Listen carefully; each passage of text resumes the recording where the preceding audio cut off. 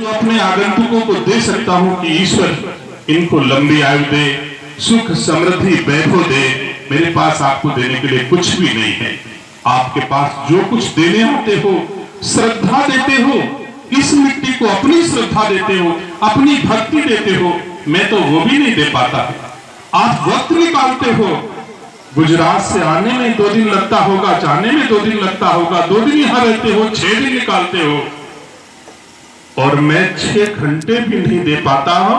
मुझसे ज्यादा गुनहगार कौन हो सकता है? आखिर मैं आपकी बराबरी किसी दशा में नहीं कर सकता।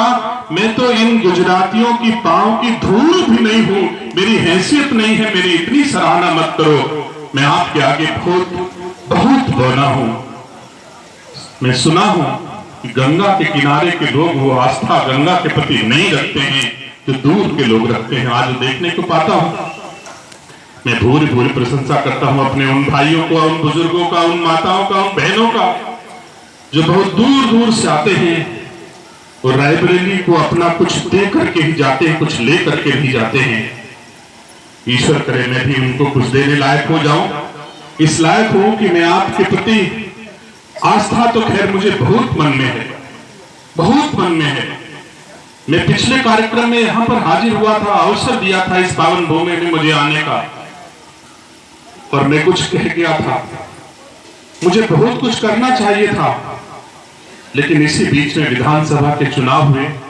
मेरा भाई विधानसभा का चुनाव लड़ रहा था। 3 महीने तो चुनाव में व्यस्त रहा। कुछ कमी छूट गई हमसे, कुछ चीजें हमने कही थी। मैंने प्रयास किया, जैसे मुझे पता चला कि गुरु पूर्णिमा आने वाली है, मेरे भाई बाहर से आ रहे होंगे, मुझे जल्दी जल्दी अपने वचन को पूरा करना है। मैंने मशीन भेजी, जल्दी कुछ कराओ, बाथरूम बनवाओ, कुछ थोड़ा बहुत ऐसी सुविधा दो जो मैंने पिछली बार कही थी, लेकिन शायद सफल नहीं हुए। इसके लिए मैं अपने सभी अतिथियों से माफी चाहता हूँ, क्षमा चाहता हूँ। अगली बार ऐसा अवसर नहीं मिलेगा आपको। उसके पहले मैं जरूर सब कुछ अगर करने लायक रहा तो ईश्वर ने मुझे वो ताकत दी, इस पावन भूमि ने, इस गुरु जी के चरणों ने अगर मुझे ताकत दी, तो निश्चित तौर से अगले आगमन से पहले वो सब कुछ कर दूंगा जो कुछ आपसे मैंने वादा किया था। इस त्रुटि के लिए मुझे दुख है, इस बार मैं नहीं कर सका, लेकिन महसूस तो होता होगा। हमारे लोग जो आ रहे हैं, पहले से कुछ अंतर तो जरूर दिख रहा होगा इस पावन भूमि। मुझे खुद दिख रहा है, साफ सफाई मेंटेन दिख रहा है, थोड़ा माहौल में परिवर्तन है। ईश्वर ताकत देगा, आप सबकी शुभकामनाएं रहेंगी, आप सबकी दुआएं रहेंगे, तो अगली गुरु पूर्णिमा से पहले कुछ अंतर जरूर और ज्यादा दिखेगा। ऐसी आशा, ऐसा मैं विश्वास आप सबको दिलाता हूँ। समयाभाव के कारण फिर से मुझे जल्दी जाना है। जैसा आदरणीय राजेंद्र जी कह रहे हैं, मुझे राहुल गांधी जी छतोर में ही हैं, मैं समय काट करके भाग के आया हूँ, फिर उनको ज्वाइन करना है यहाँ से। इसके लिए मैं आपसे माफी चाहता हूँ। राजनीतिक व्यक्ति हूँ, लेकिन ईश्वर आध्यात्म में पूरी आस्था रखता हूँ। हमारी बहन जो गुरु जी के साथ घर गई थी, अभी हमको मिली, मैंने देखा, पहचाना। मैंने कहा मेरे घर जब आप गई थी तो मैं इतनी सेवा नहीं कर सका जितना आप यहाँ कुटिया में मेरी सेवा कर रही हो। मुझे महसूस होता है इस चीज को, लेकिन जब ये हमारे घर गई थी तो निश्चित तौर से इनको भी लगा होगा कि उनके प्रति मेरे मन में बहुत आदर है। मेरे घर में 50-60 हजार आदमी रहा होगा उस समय, जिस समय गुरुजी का आगमन मेरी चौखट पे हुआ था, लेकिन मैंने सबको छोड़ करके गुरुजी के चरणों में जो भी 2, 4, 5, 10, 15 मिनट बिताने का प्रयास किया। मैं उठा नहीं जब तक गुरुजी थे वहां पर। आस्था है, विश्वास है, मजबूरियां भी हो सकती हैं, इसमें कोई दो राय नहीं है। हर व्यक्ति की परिस्थितियां अपनी अलग अलग हैं। मेरी परिस्थितियां हैं, उन परिस्थितियों के कारण मैं मजबूर था, लेकिन साथियों भरोसा दिलाता हूं आप सबको कि कुछ बेहतर करने का प्रयास गुरुजी की प्रेरणा से, गुरुजी के आशीर्वाद से करने का प्रयास जब तक जीवित रहूंगा तब तक करता रहूंगा। राजनीति में रहना और ना रहना ये विषय नहीं है, ये आस्था का विषय नहीं है। राजनीति में कोई जरूरत नहीं है।